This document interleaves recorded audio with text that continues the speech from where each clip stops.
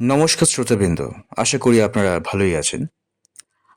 আজকের গল্প বুদ্ধদেব বসুর দিন দুপুরে।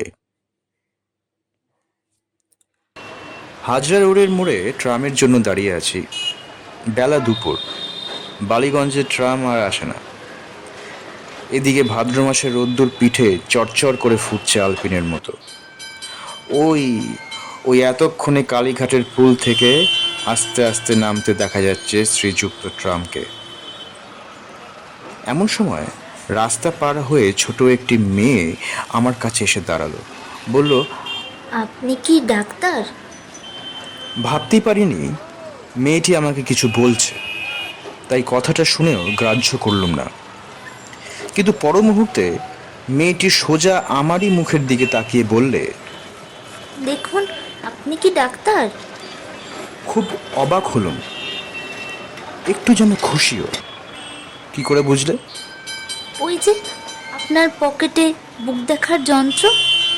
দেখুন, আমার মার বড় অসুখ। আপনি কি একবার একটু দেখে যাবেন? মেয়েটি এমনভাবে কথাটা বলল যেন এটা মোটেও অদ্ভুত কি অসাধারণ কিছু নয়। আমি তো কি বলবো ভেবে পাচ্ছি না। এদিকে ট্রাম এসে গেছে। একটা ট্রাম ফসকালে এই দারুণ রোদ্দুরে আবার হয়তো 15 মিনিটের ধাক্কা। চলুন না, যাবেন। ওসব কথায় কান না দিয়ে ট্রামে উঠে পড়াই বুদ্ধিমানের কাজ হতো, সন্দেহ নেই। কিন্তু কেমন দোটানার মধ্যে পড়ে গিয়ে পা বাড়াতেই পারলাম না। ট্রামটা মোড় ঘুরে আমার চোখের ওপর দিয়ে ঘটর ঘটর করতে করতে বেরিয়ে গেল। কোথায় তোমার বাড়ি? চিতলায়, এই কাছেই। কি হয়েছে তোমার মার? কি হয়েছে জানি না তো, বড় অসুখ। কতদিন অসুখ? অনেক দিন। ডাক্তারবাবু, আপনি যাবেন তো? মেয়েটির ম্লান মুখের দিকে তাকিয়ে আমার কেমন মায়া হলো। ভাবলুম, যাই না, দেখে আসি ব্যাপারটা। ডাক্তারবাবু, আপনাকে তো টাকা দিতে পারবো না। মেয়েটি আরও কি বলতে গিয়ে ঢোক গিলে থেমে গেল। আচ্ছা আচ্ছা আচ্ছা, সেজন্য ভেবো না। তোমার মাকে আর কোনো ডাক্তার দেখেননি? ডাক্তার? না।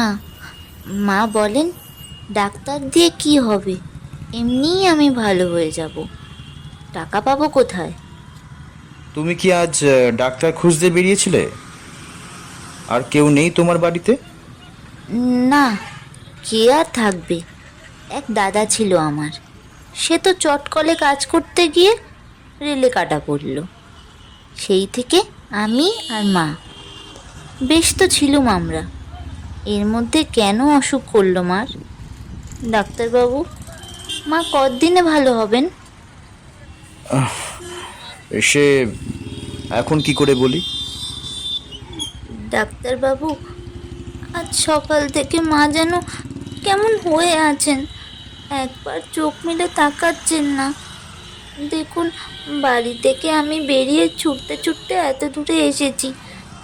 যদি কোনো ডাক্তার খুঁজে পাই, যদি আমার ওপর কোনো ডাক্তার দয়া করেন। রাস্তার এদিক ওদিক কেবলই ঘুরছি, এমন সময় আপনাকে দেখেই মনে হলো আপনি আমাকে দয়া করবেন। ডাক্তারবাবু, আপনার দয়া আমি কোনোদিন ভুলবো না। কিছুক্ষণ পর মেয়েটি জিজ্ঞাসা করলো, ডাক্তারবাবু, আপনার হাঁটতে কষ্ট হচ্ছে? কিছু না, চলো। মুখে বললুম বটে, কিন্তু কালীঘাট পুল পর্যন্ত আসতে আসতেই মনে হতে লাগলো এই মহৎ কাজের ভারটা না নিলেই পারতুম। এমন কত গরিব দুঃখী আছে বিনা চিকিৎসায় ধুঁকতে ধুঁকতে মরছে, না খেয়ে। তাদের সবার উপকার করতে গেলেই নিজের। পুল থেকে নেমে জিজ্ঞাসা করলুম, আর কত দূর? আমার প্রশ্নে নিতান্ত ব্যাকুল হয়ে মেয়েটি বললে, এই তো আর একটুখানি। আমার পয়সা নেই, তাহলে নিশ্চয়ই আপনাকে গাড়ি করে নিতুম। ওহ, কত কষ্ট হলো আপনার। এইটুকু হাঁটতে পারবো না? অনেক গলি ঘুঁজি পেরিয়ে শেষ পর্যন্ত এসে পৌঁছলুম। কলকাতার এই অঞ্চলে কোনোদিন আর আসেনি। সত্য বলতে জায়গাটা ঠিক কলকাতাই নয়, একেবারে পাড়া গাঁ, পুকুর, বন, জঙ্গল, কিছু পাকা বাড়ি, কিছু বা খড়ের ঘর। একটা অতি জীর্ণ শ্যাওলা ধরা চুন বালি খসে পড়া একতলা পাকা বাড়ির সামনে মেয়েটি এসে বলল, এই আমাদের বাড়ি। ভিতরে ঢুকে দেখি মেঝের উপর মলিন বিছানায় একজন স্ত্রীলোক নিশার হয়ে শুয়ে আছে। চোখ তার আধো বোঝা, খানিক পর পর নিঃশ্বাস পড়ছে জোরে জোরে। মেয়েটি তার কানের কাছে মুখ নিয়ে ডাকলে, মা, মা, কোনো জবাব এলো না। মা, তোমার জন্য ডাক্তার নিয়ে এসেছি, যে দেখো। মা, এই ডাক্তারবাবু তোমাকে ভালো করবেন। চোখ দুটো একবার পলকের জন্য খুলেই আবার বুজে এলো। একখানা হাত বুঝি একটু ওঠবার চেষ্টা করলো, অস্ফুট একটু আওয়াজ হয়তো বেরুলো গলা দিয়ে। মেয়েটি বলল, ডাক্তারবাবু, ভালো করে দেখুন, মাকে আজই ভালো করে দিন। কিছু দেখবার ছিল না, আর একটু পরেই নাভিশ্বাস শুরু হবে। তবু আমরা সবসময় একবার শেষ চেষ্টা করে থাকি। তাড়াতাড়ি বললুম, তুমি একটু বসো, আমি আসছি। মেয়েটি বলল, ডাক্তারবাবু, আপনি আবার আসবেন তো? আমার মা ভালো হবেন তো? এখনই আসছি ওষুধ নিয়ে, বলে আমি বেরিয়ে গেলাম। ফেরবার সময় রাস্তাটা বোধহয় একটু গোলমাল হয়েছিল। একটু ঘুরো পথে এসে সেই বাড়ির সামনে দাঁড়ালাম। রোদ্দুরে ছোটাছুটি করে তখন আমি কানে পি পি আওয়াজ শুনছি। কিন্তু ডাক্তারের নিজের স্বাস্থ্যের কথা ভাববার তখন সময় নয়। ভিতরে ঢুকতে ঠিক যেন পা সরছিল না। কে জানে কি দেখব। দরজাটা খোলা দেখে ঢুকলুম, কিন্তু ঢুকে স্তম্ভিত হয়ে গেলুম।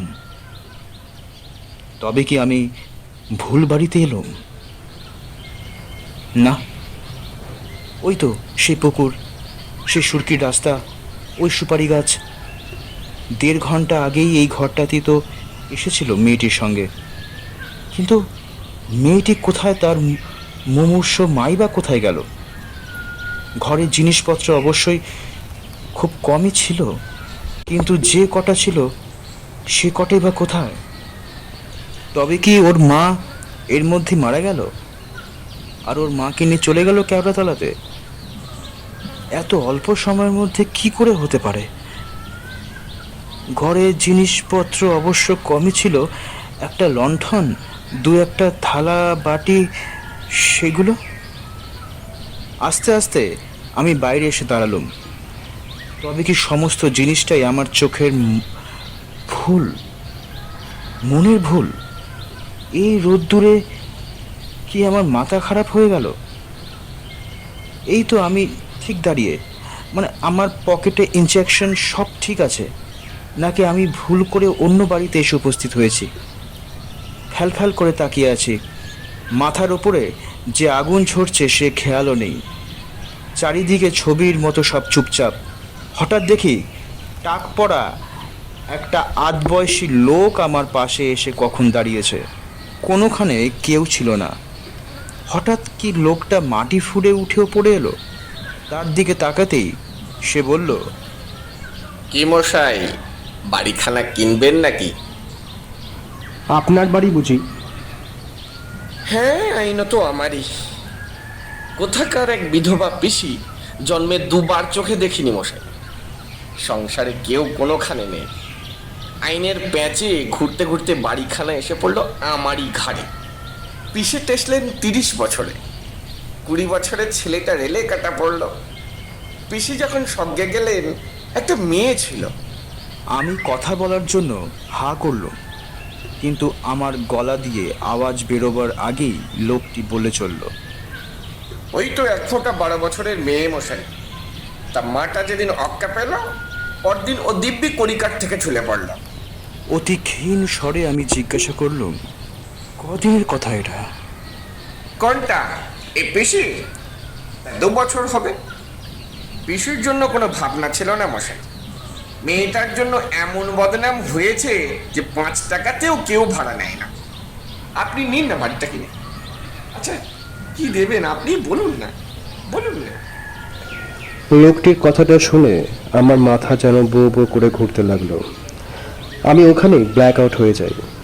তারপর যখন জ্ঞান ফেরে তখন দেখি মেডিকেল কলেজের বেডে।